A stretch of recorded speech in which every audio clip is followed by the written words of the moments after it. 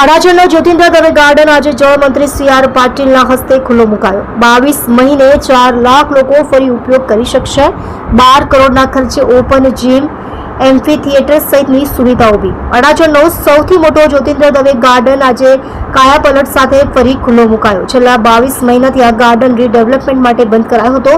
લોકો ગાર્ડન ક્યારે ફરી ખુલશે તેની આતુરતાથી રાહ જોઈ રહ્યા હતા, જેનો હવે અંત આજે આવ્યો।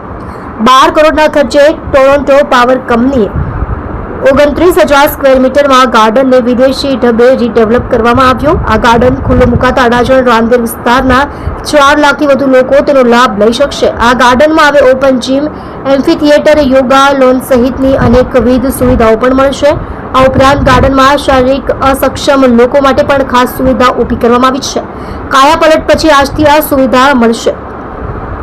પાવડર કોટેડ સૌંદર્યલક્ષી ફેન્સિંગ, પ્રાણીઓના પ્રવેશને રોકવા ખાસ ડિઝાઇન અને ફેબ્રિકેટ કરેલો ટર્ન સ્ટાઇલ ગેટ, શારીરિક રીતે અસક્ષમ લોકો માટે એક્સેસ કરવા માટે રેમ્પ ડિઝાઇન, વિશાળ બેઠક સાથે પ્લાઝા અને પેવેલિયન, અદ્યતન સાધનો સાથે ચિલ્ડ્રન પ્લે એરિયા, અદ્યતન સાધનોવાળું ઓપન જીમ, આરોગ્યપ્રદ સંપૂર્ણ વેન્ટિલેટેડ વોશરૂમ, શારીરિક અસક્ષમ માટે વિશેષ વોશરૂમ, આરો પાણી અને વોટર કુલરની સુવિધા, વિવિધ કલા પ્રવૃત્તિ કરવા એમ્ફી થિયેટર, આરામ માટે ખાસ બેન્ચો વિકસાવાઈ, સિંચાઈવાળી બોરવેલ, ભૂગર્ભ ટાંકી, સોફ્ટ લેન્ડસ્કેપ, યોગ સહિતની પ્રવૃત્તિ માટે ખાસ લોન, જૂના મોટા વૃક્ષોનું સંરક્ષણ કરી વૃક્ષોની વધુ પ્રજાતિઓનું વાવેતર પણ કરાયું।